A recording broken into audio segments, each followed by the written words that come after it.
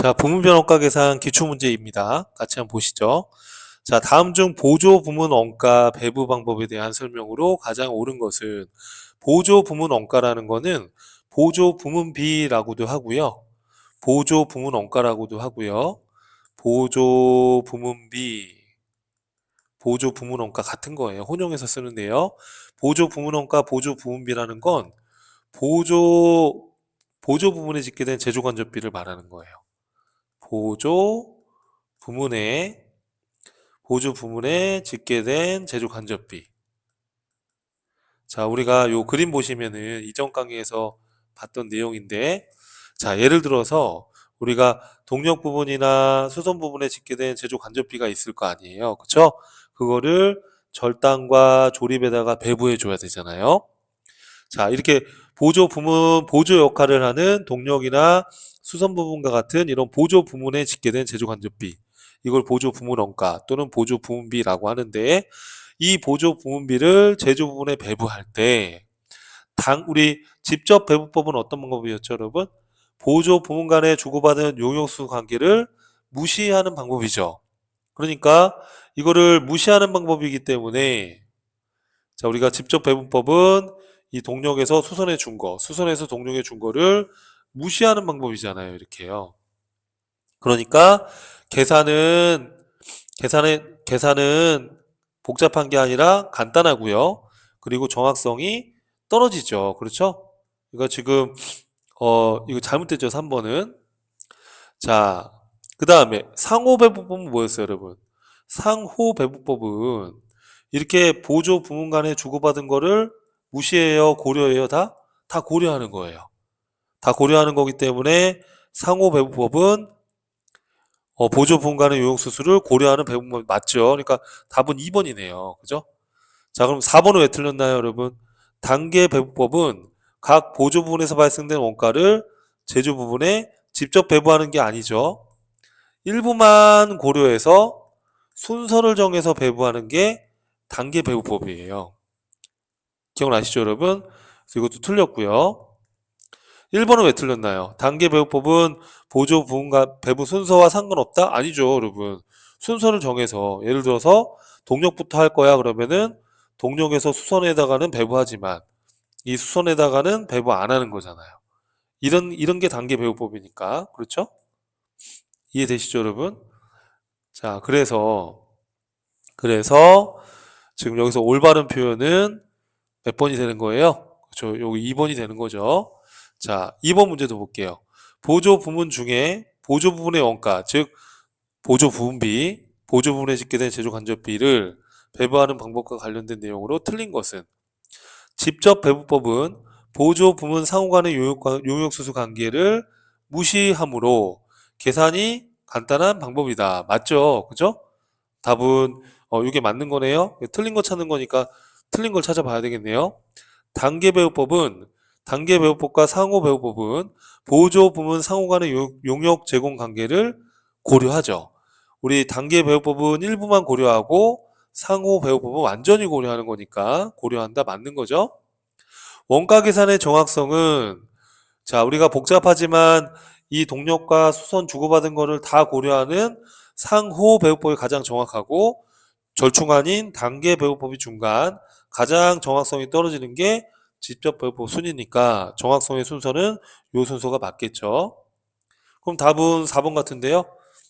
단일 배분율법은 보조 부분의 원가, 즉 보조 부분비, 즉 보조 부분에 짓게 된 제조 간접비를 변동 제조 간접비와 고정 제조 간접비로 구분하여 각각 다른 배분 기준을 적용한다? 이거는 단위 배분율법이 아니라 뭐라 그랬었죠? 이중 배분율법이다 이렇게 얘기했었잖아요. 그죠? 답은 4번이 옳지 않다. 자, 그 다음에 3번 문제 보겠습니다. 자, 다음 중 보조 부분의 원가의 배분 방법 중에 가장 정확한 배분 방법은 뭐예요?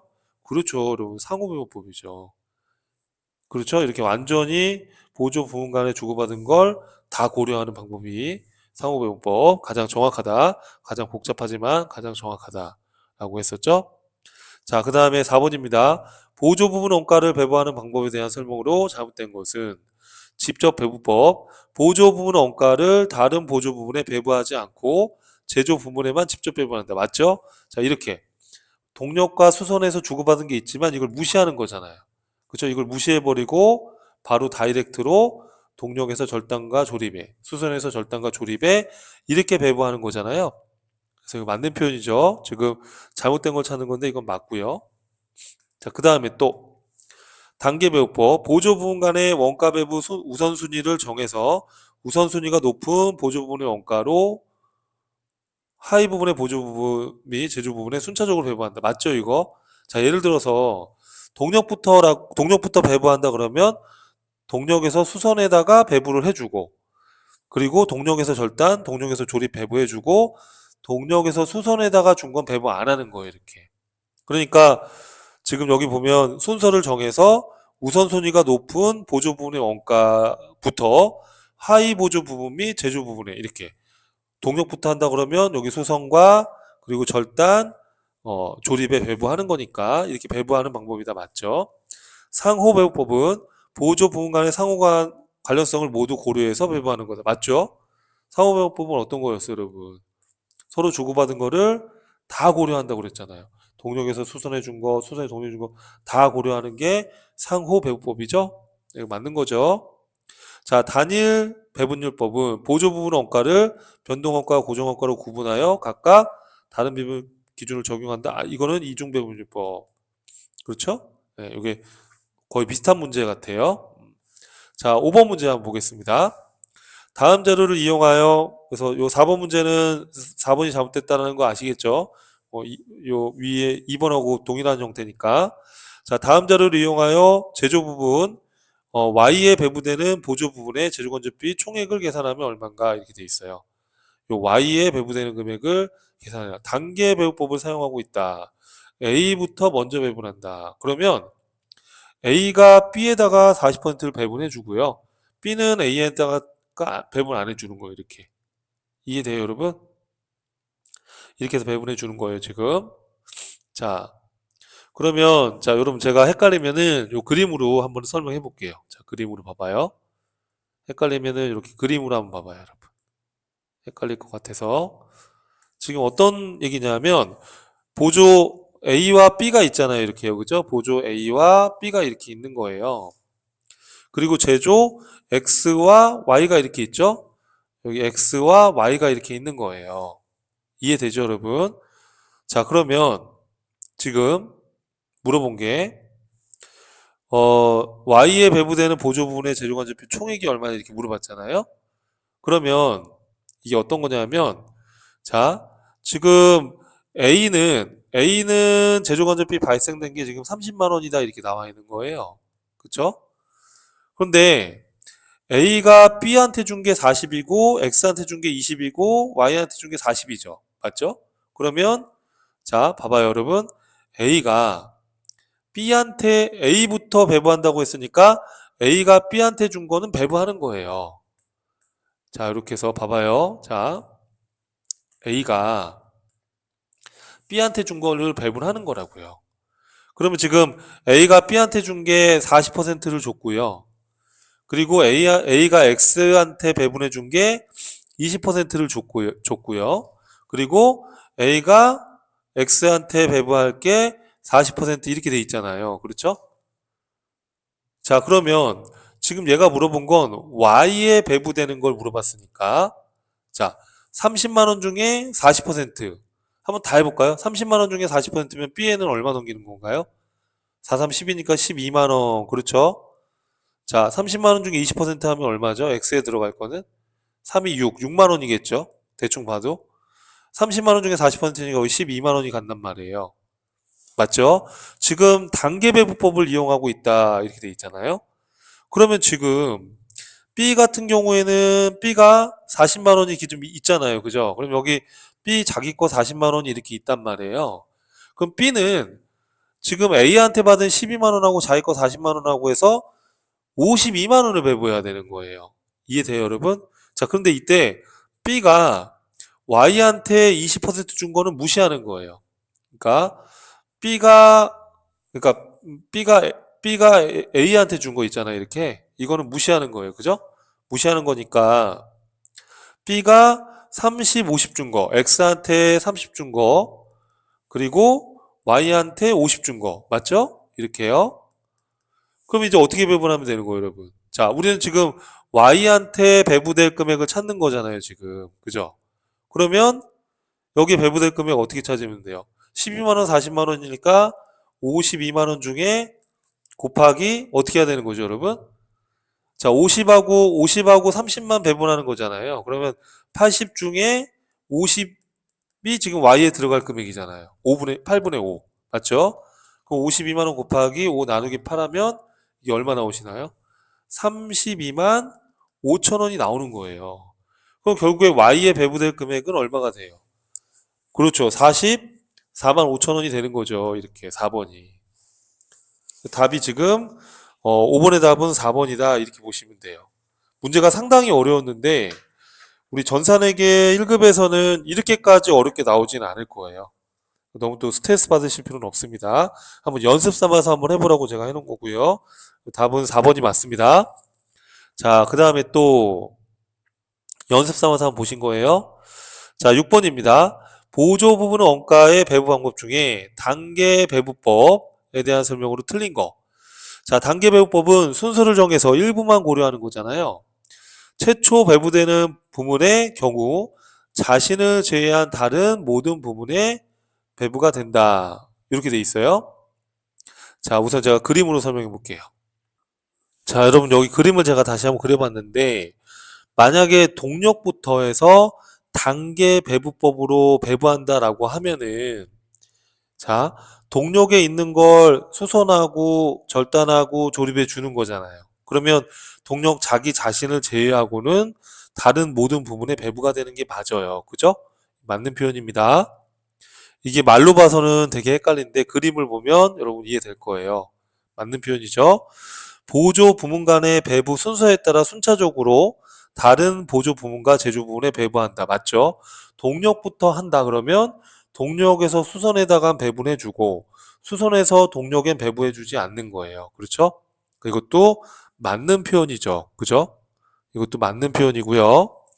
보조 부문의 배부 순서에 따라 배부액이 달라질 수 있죠. 동력부터 하는 경우랑 수선부터 하는 경우랑 이 순서에 따라서 이 절단과 조립에 각각 배부되는 금액이 달라질 수 있죠. 맞는 표현이죠. 답은 4번인 것 같은데 보조 부문 상호 간의 용역 수수를 완전히 고려한다? 이거는 상호 배부법을 말하는 거잖아요. 단계 배부법을 말하는 게 아니잖아요. 그죠? 그래서 틀린 것은 4번이네요. 자, 7번으로 한번 가볼게요. 자, 보조 부문 원가 배부 방법에 대한 설명으로 옳지 않은 것은 상호 배부법은 단계 배부법에 비해서 순이익을 높게 계상한다? 여러분 어차피 단계든 상호든 직접 배부든 간에 전체 제조 간접비는 동일해요. 제조 부문에 짓게 되는 제조 간접비가 차이가 있을 수는 있지만 전체 공장의 제조 간접비는 동일해요. 그래서 이 방법에 따라서 회사의 이익이 달라지는 건 아니에요. 그래서 옳지 않은 건 벌써 1번이 답이 되는 거예요. 7번의 답은 1번이죠. 그럼 나머지는 다 올바른 표현인데 한번 읽어볼게요. 보조 부문 원가 배부 방법 중에 가장 정확한 거는 그렇죠. 상호 배부법. 보조 부문 원가 배부 방법 중에 순서를 고려해야 하는 것은 그렇죠. 단계 배부법. 보조 부문 원가 배부 방법 중에 직접 배부법이 가장 단순하고 정확성도 좀 떨어진다라고 했었죠. 그리고 순서도 고려할 필요가 없죠. 왜? 직접 배부법은 뭐예요? 보조 부문 간의 상호관계, 보조 부문 간의 주고받은 용역수수 관계를 무시하는 거니까 순서도 고려하지 않는다가 맞죠. 그래서 여기서 7번에서 옳지 않은 것은 1번이었다라고 이해할 수 있을 거예요. 자, 다음은 보조 부분 원가, 즉 보조 부분에 짓게 된 제조 간접비에 대한 자료다. 그래서 제조 간접비가 수선에 8만 원, 포장에 6만 원 지금 이렇게 짓게 되어 있는데 보조 부분의 제조 간접비를 다른 보조 부분에 배부하지 않고 그러니까 수선하고 포장에 서로 이렇게 주고받는 게 있을 텐데 그걸 무시한다는 거죠. 이거는 우리 무슨 법이라고 하는 거죠? 이걸 직접 배부법이다 이렇게 얘기하는 거죠. 직접 배부법. 직접 배부법으로 한다라고 했을 때 수선해서 포장해 준 거 무시하는 거죠. 또 포장해서 수선해 준 거 무시하는 거죠. 괜찮을까요? 그럼 얘가 원하는 거는 요 정도는 우리 시험에 충분히 나올 수 있습니다. 8번은. 자, 지금 얘가 원하는 건 뭐예요? 직접 배부법에 의해서 배분할 경우에 수선에서 절삭으로 배부될 제조건전비가 얼마냐? 그러면 지금 수선 부분에 제조건전비가 짓게 된 게 8만 원이죠. 여기에 절삭으로 배부될 이 금액을 찾는 거죠. 그죠? 그러면 8만 원 곱하기, 자, 우리가 배부할 때 어떻게 배부해야 돼요? 8만 원 곱하기 배부할 때, 자, 수선 부문의 제조 간접비 8만 원이에요. 그죠? 요거를 30% 20%인데 요 50은 무시하는 거니까 우리가 어떻게 해야 돼요? 30에다가 20을 더한 것 중에 절삭 거 20, 이 비율로 하는 거죠? 무슨 말인지 아시겠죠? 그죠? 이 비율로 배분하는 거예요.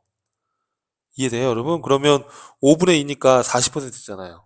그럼 4, 8에 30이 하면 32,000원이 배부가 되겠네요. 답은 4번이다. 이렇게 구해주는 거예요.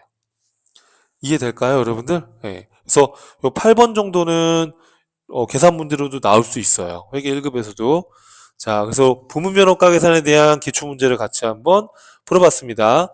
이게 여러분 처음 공부하시는 분들의 내용이 또 어렵기 때문에 좀 1.2배속이나 1.5배속으로 이렇게 빠르게 한번 이렇게 보시는 것도 또 반복 학습하시는 것도 도움이 될 것 같습니다. 자, 다음 강의에서 또 뵙겠습니다.